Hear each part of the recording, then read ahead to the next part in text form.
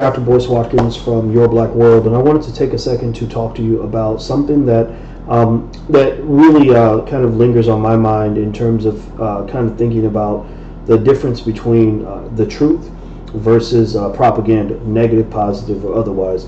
I was thinking about this whole issue of black women getting married, and this hits my psyche quite a bit because I have one biological daughter, one adopted daughter, and a couple of goddaughters, and other kids that I mentor, all of whom I'm deeply concerned about in terms of making sure that whatever happens to them in their personal lives, that they end up in good situations that are going to lead them to a better life. So one of the things that I've seen consistently are a lot of narratives about the struggles of black women when it comes to finding a marriable man. On one hand, I'm seeing things that really kind of irritate me in the sense of kind of painting a certain picture of black men, painting a certain picture of the prospects of black women, painting a certain picture of the solutions to the problem that are not particularly healthy.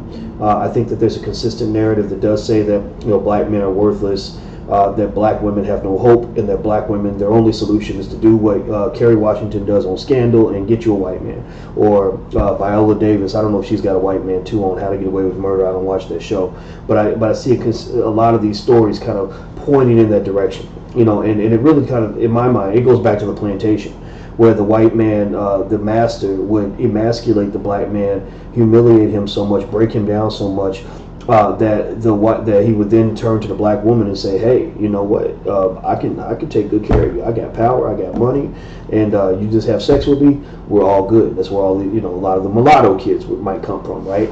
And then it also makes me think about prison. Even I know a brother who went to prison who told me that one of the guards used to say to him, "I just want you to know I'm fucking every black female guard in this prison, and I want you to think about that when you go to sleep. While you in here locked up and can't do nothing, I'm out here fucking your women. We're fucking your women." That's literally what he said. And so ultimately, this whole layout bothers me a lot. And I didn't mean to say the word fucking. I didn't even really think about the fact that I was cussing. And I know every time I get on here, I always tell myself I'm not going to say a cuss word, but sometimes it comes out. So you might as well see the real voice. I'm not good at pretending to be something that I'm not. Now, here's the other side of that, right? I was in a film called Hoodwinked, which is a very good film by Jenks Morton that you should check out. I was in the film with some guys that I respect, Dr. Ivory Tolson, Dr. Steve Perry, Dr. Mark Lamont Hill, and I liked the tone of the film. I liked what the film was trying to do because it was kind of painting the other side of the picture. It was kind of saying, look at what black men can do. Look at what black men can be. Look at what black men are right now. We're not all these things you see in the media, because as you notice, most of the names I just mentioned are guys that some of whom you see in the media on a consistent basis, but a lot of them that you don't. And I can tell you this, even among us, the guys that were in this film, we get our media exposure. Jawanza Kunjufu was another brother that was in the film. I shouldn't forget him. He's the godfather of all of this. It's interesting. So on one hand, we get our chances to be in media, but for every one of us, there's at least 50 guys out there that are doing amazing things. They should be in media. Brilliant attorneys, scholars, business people, etc., who are being kind of dwarfed out by the entertainers, athletes, and criminals that white media loves to display. In a way, it's almost like the fact that for some women, they may feel that they're being drowned out by the women who are loud, or the women who dress a certain way, or the women who are doing certain things sexually. But there are a lot of good women if you look past the superficial women that are wearing the shortest skirt. Well, so anyway, with that being said, I enjoyed being part of the film, and I like what the film was trying to do. But I think that it's also very important to ensure that when we have these conversations, that we don't go too far to one side or too far to the other. For example, we don't want to go too far negative and say the black men are worthless, but we can't go too far to the other side and say, "Oh, there's no problem. Everything's great with black men. Black women have plenty of men to marry. There are tons out there." And I saw an article in The Root that kind of spoke to this tone. And it was by two guys that I know very well and I respect very much. Well, the article wasn't written by them, but they cited their studies. Dr. Ivory Tolson and Dr. Bryant Marks, I believe that's his name. I want to make sure I get this right. He's at Morehouse. and just a real smart brother. I want to make sure I said his name right. I want to say it's Bryant Marks. But anyway, so the two professors basically pointed out stats that kind of countered the narrative about there being no available black men. And I liked what they were doing. I really did. And I agree with most of their analysis. But I think that when we look at these data, we have to really kind of ask ourselves, why would it be that young black women, like my daughters and goddaughters, etc., why are they saying one thing if the data is so dramatically different? I mean, it's not because they're stupid or they're crazy. A lot of it might be because there's more to the story than what might meet the eye originally. I think sometimes when it comes to politics, we tend to lean too far to the left or too far to the right, when really we know the answer typically lies somewhere in the middle. So, for example, one thing that was mentioned in the article was that Ivory spoke to some black women in Atlanta who were saying that the ratio of male to female was 10 to 1, 17 to 1, 22 to 1. And so what he did was he analyzed the data, and he found that the ratio was he couldn't get anything above 1 to 2. So that's one black man for every 2 black women, and that certainly sounds better than 1 to 17. It reminds me of a little bit of when they changed the crack to powder disparity from 100 to 1 to 18 to 1. 18 to 1 looks a lot better than 100 to 1. It certainly does. It is better. But 18 to 1 is still pretty abysmal, right? 18 to 1 means that if you would get 5 years for powder, you would get 90 years for crack. That's a huge disparity. I mean, that's crazy, right? So sometimes when we go from horrible to really bad, we think we made progress when really it's still really bad. So I would say 2 to 1 is still a problem, because that would still mean that if all these men were marriable, that and all these women were marriable, that you would still have half the black women not without finding a man, right? 50%. That's pretty huge.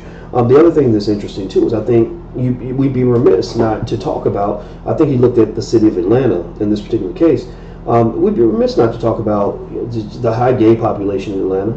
I know several sisters, not just one or two, several sisters, intelligent, good black women who love black people, who love black men, who said that it's not that easy to find eligible straight men in the city of Atlanta. We'd be remiss not to talk about the criminal justice system. The United States incarcerates more of its citizens than any country in the world. The vast majority, or a disproportionate number of those citizens, are black. We incarcerate more black men in America today than South Africa did during the height of apartheid. So when I go down to visit various prisons, when they let me in, they don't let me in a lot of times because of the things I talk about, it looks like an HBCU.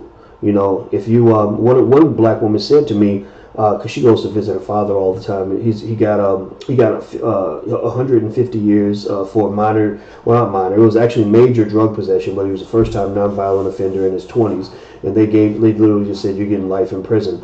And she said that she was there, and she said she realized that a lot of the handsome black men that she was looking for are in prison. They're incarcerated.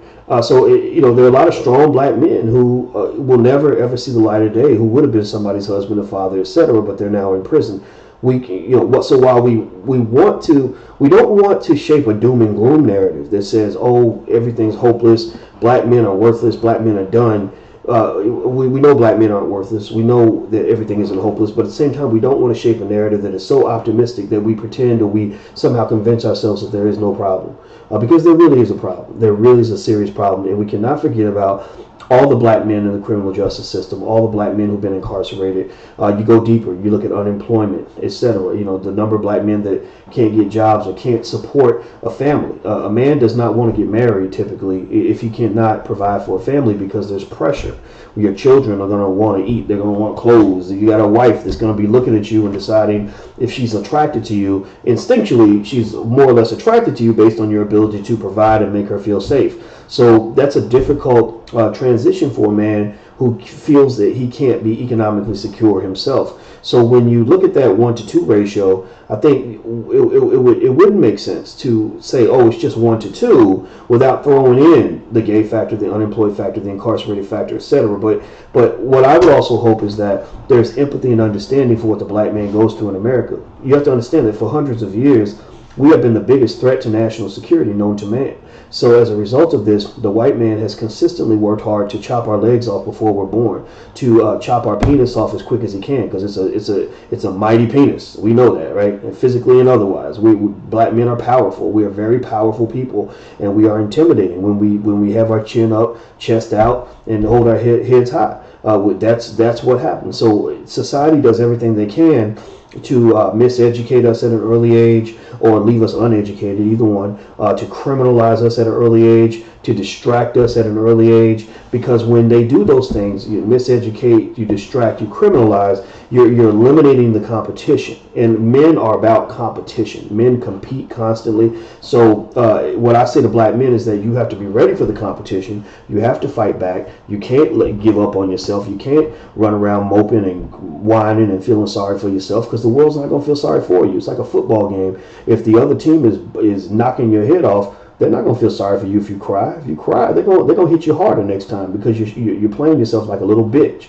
So for black men, we have to be strong against that. But also black women, I think those who really love black men, I'm hopeful that they would have the empathy to try to understand what black men go through, at least research it. It doesn't mean you put up with any particular thing that a black man does. You know, empathy is not the same as sympathy. Empathy means I understand what you're going through, and I'm gonna stand with you to help you rise above it as much as I can. Sympathy is when you say, "Oh, poor baby, let me just let you get away with any particular nonsense that you might want to do, because I feel so sorry for you because things are so hard." You see a lot of, unfortunately, not a lot, but you see some mothers do that with their sons. They will say, "Oh, it's just so hard out here for a black man, and Pookie can't get no job, and that's why he's 36, living in my basement, smoking weed every day and playing Xbox. He got 3-4 babies, mamas, and I pay the child support because he can't get a job." No, you need to push Pookie to get off his ass and go out here and keep trying. There are excuses sometimes for not getting what you want, for not quote unquote succeeding, but there's never an excuse to not try and to not do your best. And that's just a fact. A white man can do a lot of things to you, but he can't stop you from picking up a book.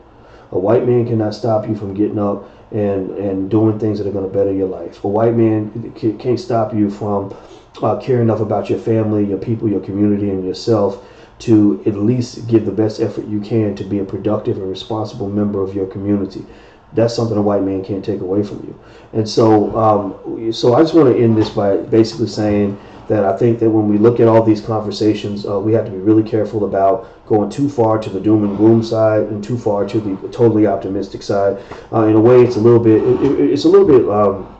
like some of what I hear from Democrats versus Republicans. You know, Democrats are very well intended. They point out, in most cases, they tend to point out, societal failings and flaws in systems, and that create unfortunate outcomes for people. They do a good job of that, and that's why I think they add value to the political process. The Republican Party goes the other way, right? They believe totally in this pull yourself up by your bootstraps, self-determination, etc., etc. But the problem is they go to the other extreme of pretending like many of these social problems don't exist, that the systems are flawless, that America is a perfect country, that everything's great. So in a way, kind of hearing the different sides of this debate about what's going on with black men and black women, it makes me think about a conversation about racism, right? The Democrats might, in their extreme, go to the point where they feel that racism is so bad that it excuses every type of personal failing imaginable. That if you don't succeed in this world, it's because of racism. Racism did it. Racism did it. Racism did it. And in fact, I remember listening to a speech by a friend of mine by the name of Tim Wise, who's a very wise guy. He's a white guy, and I like this guy a whole lot. But I remember hearing his speech, and I remember thinking, I kind of feel bad, a little mixed here, because it almost seems like everything that he's saying, every conclusion he's coming to, is basically saying that the white people did it and black people did not. That black people are totally exonerated from any responsibility or any accountability for their outcomes in life. And I understand why he went that way, because I think it's hard as a white guy to really tell black people what we can do better. I mean, it's very difficult because you can be accused of things and stuff like that. But at the same time, you have to be careful to avoid pandering. And so anyway, with Democrats, sometimes I feel like there's a little bit of pandering that occurs. And when people pander to you, remember the difference between empathy and sympathy. So when they're sympathetic to you and they pander to you, they will never, they almost disable you to a point. They disable you because they're telling you there is no hope, that your life can only get better if the system gets better, et cetera, et cetera. And we know that that's just not the case. We know that there are things that we can do. But you go to the other extreme, you might have people that will paint a totally different picture and say, no, racism's not that bad. Everything's okay. Look at all these opportunities. Look at these black people who've all succeeded. These are all great examples of all the success that black people are finding. Let's find some statistics that support this, and let's paint this whole different picture. So on one hand, you're providing hope. You're saying, look, if you do things right, good things can happen for you. But on the other hand, you're neglecting a very serious problem. So with this whole debate about what's happening with black men, the doom and gloom scenario, I think, eliminates hope from black women. It might push them toward options and solutions that are unhealthy for the black family, that lead them to, as black women, to a lack of accountability. Like, the reason I can't find no man is because all black men are gay or in prison and blah blah blah. No, sometimes you can't find a man because you're not trying very hard to be a good mate. I talk to my daughters about this all the time. Look, if you want to attract a good man, you need to be a good woman. We know what brothers are going to bring to the table. Some of them are a little bit sloppy with it, and I don't accept that. But at the same time, when I see you disrespecting that boyfriend of yours, I'm going to tell you about that. You don't talk to that man like that. You give him respect. If you want him to make you feel beautiful, you make him feel strong. You need to support each other in a yin-yang kind of capacity, where you create an economy that builds love instead of hate, animosity, and this sort of battle-ridden environment that some people are addicted to, right? So the doom and gloom scenario, though, I think, can push people away from any form of personal accountability. And I don't want that. But then, when it comes to the state of black men, the optimistic scenario, and I know I keep going back and forth, but I really want you to see my point.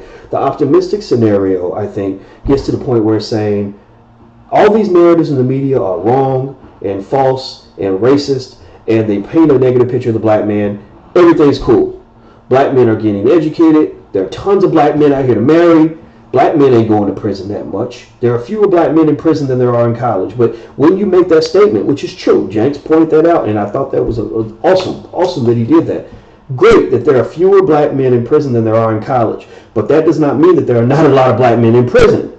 You see, if you somehow think that dichotomous analysis of saying, because we're not on this side of the fence, we're on that side of the fence, that if you get into that dichotomous analysis, you can almost eliminate all the nuances of exactly what's happening here. I don't care if there are fewer black men in prison than there are in college. Fine, but there's still too many black men in prison. Let's not pretend like that does not occur.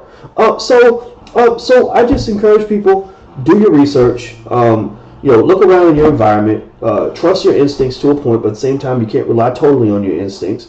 And shape your own narrative based on getting information from all different sources without feeling like you have to join a political team. Because that's what happens. People divide into teams. Either you're a Democrat or you're a Republican. Either you believe that racism is the cause of every problem that every black person has in America, or you believe racism isn't real and that every person in America can have whatever they want if they just work hard enough for it. We know both of those narratives are not true. It always lies somewhere in the middle. So let's find answers somewhere in the middle that actually makes sense, as opposed to going to one extreme or the other. Now, I want to end this by basically saying all these guys I mentioned, Jenks, Ivory, Professor Marks, and the other brothers, these are great guys, good friends, much respect for them. I'm not even saying I disagree with them, because I don't believe that there are too many fundamental clear truths in the world. I just believe that there are debatable issues that which you can analyze based on your perspective of the world. But at the same time, I think it would be remiss for me not to at least sort of add to that conversation and kind of say, let's not get on this train of acting like everything's okay. Because if you look at the data in the black community, everything is not okay, but we can fix it. So let's go fix it. I'm Dr. Boyce Watkins from Your Black World. And by the way, our Black Wealth Boot Camp has just started. Actually, the start date is July 18th, but we just started taking enrollments. We're almost filled up for our class, so thank you very much for those who signed up. If you are interested in joining the Black Wealth Boot Camp, where you'll have interaction with me in a 5-lecture sequence, where plus some private Facebook groups and things like that, where we can talk about the fundamentals of building black wealth, the fundamentals of investing, the fundamentals of building business, and then also the broader macroeconomic perspective of just what building black wealth kind of means for our community. So in a way, I'm going to kind of go a little bit Cornell West on it, but at the same time, we're going to talk about the specifics of how you can put yourself in an economically empowered position in your own life. That's what the Black Wealth Bootcamp is all about. Check it out. Go to theblackwwealthbootcamp.com. That's theblackwwealthbootcamp.com. Until we meet again, please Please stay strong, be blessed, and be educated. I am gone. Peace.